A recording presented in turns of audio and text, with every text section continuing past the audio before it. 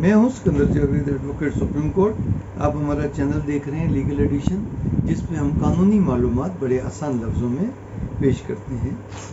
आज हम एक इंतहाई अहम टॉपिक करेंगे, जो कि हम इस सीरीज़ का फौजदारी वकालत के सिलसिले में इस सीरीज़ का जब हमने FIR का लेक्चर किया था उस वक्त वो हमसे रह गया था। तो कल मुझे एक नौजवान, मेरा हम नाम है सिकंदर, उसने मुझे कल फ़ोन करके ये कहा कि सर ये टॉपिक आप करें, हम जूनियर वकला को इसका।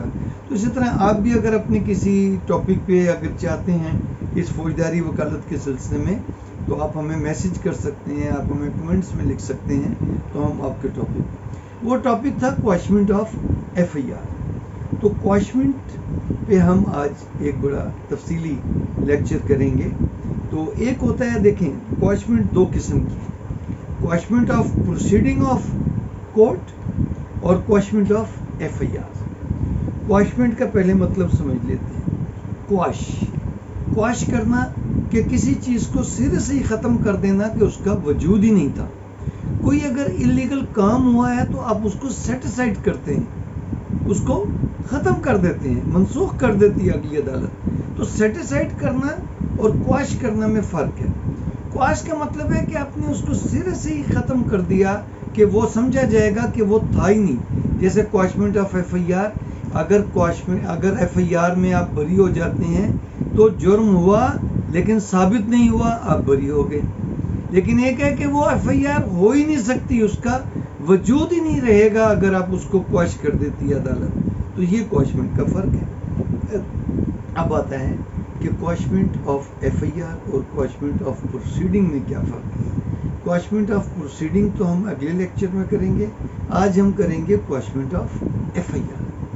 क्वॉशमेंट ऑफ FIR की फिर रेमेडी 154 के तहत, CRPC के तहत FIR दर्ज हो गई। अब पुलिस ने और मुस्तगीस फरीक ने, कंप्लेनेंट फरीक ने मेलाफेडली गलत तरीके से एक FIR दर्ज करवा ली। अब FIR जब दर्ज हो गई तो उसको ख़त्म करवाने का क्या तरीका होगा। FIR ख़त्म कराने का क्या तरीका होगा। देखिए, हम ये कहते हैं कि अब इसको ख़त्म करवाने की दो प्रोविजंस हैं कानून में। एक तो है 199 ऑफ कॉन्स्टिट्यूशन ऑफ 1973। क्या 199 के तहत आप हाई कोर्ट में रिट पिटीशन दायर करते हैं कि जी ये FIR गैर कानूनी तौर पे हुई है, इसको ख़त्म किया जाए। और एक आप करते हैं 561A के तहत, inherent power of high court के तहत आप क्वॉशमेंट ऑफ प्रोसीडिंग करते हैं। अब क्वॉशमेंट ऑफ प्रोसीडिंग और क्वॉशमेंट ऑफ क्रिमिनल केस और क्वॉशमेंट ऑफ FIR में क्या फ़र्क है। देखिए, जब तक तफ्तीश होती है, जब FIR दर्ज होती है, तो चालान आने के बाद तो ट्रायल कोर्ट की जुरिसडिक्शन शुरू हो जाती है, अदालत का काम, पुलिस का काम ख़त्म हो गया। लेकिन जब तक पुलिस के पास मुकदमा ज़ेरे तफ्तीश है तो वो फिर आप 561A में नहीं जा सकते। क्यों कि 561A में आपको इन्वेस्टिगेशन में इंटरफेयर करने का अख्तियार नहीं है। इन्वेस्टिगेशन में इंटरफेयर करने का अख्तियार फिर कब है, 199 के तहत है। रिट जुरिसडिक्शन में आप इन्वेस्टिगेशन को चैलेंज कर सकते हैं कि ये इलीगल है जनाब, FIR तो हो ही नहीं सकती। तो इसलिए क्योंकि वो इन्वेस्टिगेशन का प्रोसेस है, तो आपने FIR ख़त्म करानी है ड्यूरिंग इन्वेस्टिगेशन, तो फिर आप 199 आर्टिकल 199 ऑफ कॉन्स्टिट्यूशन के तहत हाई कोर्ट में जाएंगे।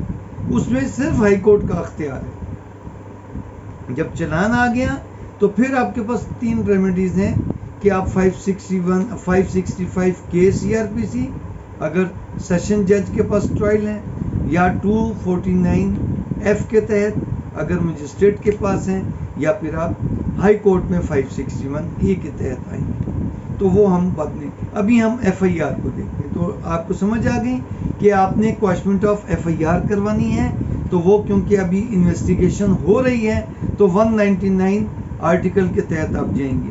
लेकिन जिस लम्हे अगर चालान अदालत में दाखिल हो गया और आपने उसके बाद क्वॉशमेंट की है, तो फिर अदालत जब रिपोर्ट मंगवाएगी तो पता चला कि आपकी रिट दायर करने से पहले ही चालान अदालत में चला गया था, तो फिर अदालत कहेगी अब आप अदालत में जाएं और ट्रायल कोर्ट में अपनी रेमेडी अवेल करें। लेकिन बात सूरतें ऐसी होती हैं कि जब आपने रिट पिटीशन दायर की थी उस वक्त एफआईआर अंडर इन्वेस्टिगेशन थी, तो कॉम्पिटेंट थी आपकी रिट पिटीशन, हो सकती थी। लेकिन वो अदालत ने जवाब मंगवाया, इस दौरान पुलिस ने क्या किया कि आपकी उस रेमेडी को ख़त्म करने के लिए उन्होंने चालान अदालत दे दिया। अब यहाँ पर फिर दो प्रैक्टिकल प्रॉब्लम आते हैं। बाज़ को हाई कोर्ट कहती है कि जी अब तो चालान अदालत में चला गया है, तो आप रिट वापस करें और जाकर ट्रायल कोर्ट में आप दायर करें जो भी आपकी रेमेडी बनती है अंडर सेक्शन 561 के या 249F के CRPC के तहत। लेकिन असूल ये है कि जब रिट पिटीशन दायर हुई थी उस वक्त अंडर इन्वेस्टिगेशन थी एफआईआर, तो उसके बाद जब रिपोर्ट आएगी तो हाई कोर्ट ये समझा जाएगा कि उस वक्त तक चालान अदालत दाखिल नहीं हुआ है, तो writ petition read with a 561A inherent power of high court, तो हाई कोर्ट उसको क्वाश कर सकती है, देख सकती है। क्यों कि अल्टीमेट फिर उस रेमेडी में भी आके तो हाई कोर्ट नहीं देखना है ना 561A में, अगर निचली अदालतें नहीं करती तो read with 561A CRPC inherent power high court के पास है, 199 में नहीं।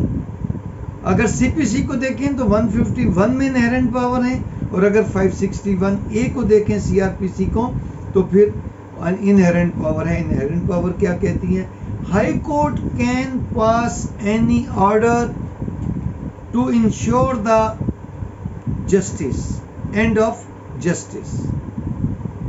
तो हाई कोर्ट को ये करना चाहिए। मेरा व्यू ये है कि हाई कोर्ट को ये अख्तियार है कि अगर जब क्वाशमेंट की रिट पिटीशन दायर की, इस दौरान अगर पुलिस जो है मेला फेडिली चालान दे देती है अदालत में, ये चालान मुकम्मल करके कह देती है अब तो जी चालान हमने वहाँ दे दिया, तो फिर कोर्ट कहेगी कि नहीं अब हम देखेंगे। क्यों कि जब हमने नोटिस जारी किया था तो प्रेमा फिशाई हमने ये समझा था कि ये वाकई एफआईआर नहीं होनी चाहिए थी, तो हम इस मामले को 199 of article 199 of constitution read with 561A CRPC inherent power of high court, हम ये देखेंगे कि ये एफआईआर बनती है कि नहीं, तो वो फिर एफआईआर क्वाश कर सकते हैं। उसको कहते हैं एफआईआर क्वाश करना।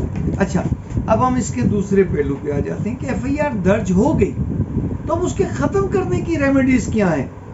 एफआईआर एक तो हमने रेमेडी ये देख ली कि अगर अंडर इन्वेस्टिगेशन है तो आप 199 आर्टिकल के तहत, कॉन्स्टिट्यूशन के तहत आप हाई कोर्ट में रिट पिटीशन फाइल कर सकते हैं। दूसरी रेमेडी हमने कहा था कि चालान आ गया है तो आप वहाँ पर ट्रायल कोर्ट में 249F या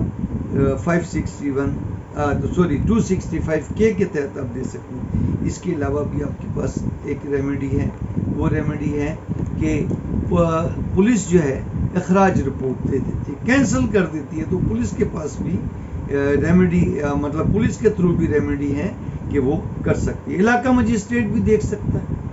अगर चालान आप देखते हैं और चालान में वो देखता है इलाका मजिस्ट्रेट कि ये तो केस ही नहीं बनता, बिल्कुल ही झूठा है, तो वो 173 की जो रिपोर्ट है उसमें भी उसको ऑर्डर कर सकता है। लेकिन वो करते नहीं है कि ये ट्रायल कोर्ट का काम है। चालान आ गया है तो अब ये ट्रायल कोर्ट ही देखेगी। अगर वो ट्रायलेबल बाय मजिस्ट्रेट है तो वो 249F में देखेगा, और अगर वो ट्रायल कोर्ट सेशन कोर्ट है तो फिर वो 265 के। ये हम देखेंगे। आज हमने अब देखा। अब इसका एक पहलू रह गया कि क्वाशमेंट ऑफ एफआईआर में या तो वो कंप्लीट ख़त्म होगा, एफआईआर जुज़वी नहीं हो सकती कि एक मुलजिम कहे कि जी मेरी हद तक तो ये पर्चा झूठा है। हाई कोर्ट पार्शली जो है एफआईआर क्वाश नहीं कर सकती, एफआईआर कंप्लीट क्वाश होगी। फिर उसकी रेमेडी क्या है? उसकी रेमेडी फिर वो है कि डिस्चार्ज कराएगी या पुलिस या मजिस्ट्रेट खुद उसको डिस्चार्ज करेगा मुलजिम को, या फिर 73 की कैंसलेशन रिपोर्ट। कैंसलेशन रिपोर्ट भी अधूरी नहीं होती, वो भी पूरा केस को जो है वो कैंसिल होता है, एफआईआर कैंसिल होती है। पूरा केस कैंसिल होता है। कैंसिलेशन रिपोर्ट भी अधूरी नहीं बनती। अधूरी कब बनेगी? या तो उस मुलजिम को डिस्चार्ज करेंगे उसकी हद तक। फिर 173 का एक खाना नंबर 2 होता है, कॉलम नंबर 2। अगर पुलिस ने उसको बेगुनाह कर दिया तो वो कॉलम नंबर 2 में लिखेंगे उसको। और अगर पुलिस ने जो है वो उसकी हद तक केस खत्म कर दिया तो पुलिस उसको डिस्चार्ज करवाएगी।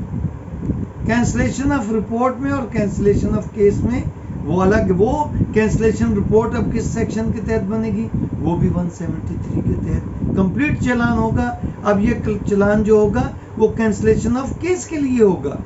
अब उससे मजिस्ट्रेट इत्तफाक करे ना करे, ये बड़े पेचीदा हैं। तो हमने आज देखा कि FIR, quashment of FIR during investigation की रेमेडी है कि आप हाई कोर्ट में 199 के तहत रिट पिटीशन दायर करेंगे और क्वाशमेंट ऑफ FIR जो है वो कंप्लीट होगी, पार्शली नहीं होगी। आपको हमारा ये लेक्चर कैसा लगा ज़रूर बताइएगा। और जिस दोस्तों ने अपने कोई टॉपिक पे हमें चाहिए फॉर क्रिमिनल प्रैक्टिस के हवाले से जो हमारे लेक्चर्स हैं वो ज़रूर देखिए। आपके कमेंट्स का और आपकी कॉल का इंतज़ार रहेगा। बहुत बहुत शुक्रिया।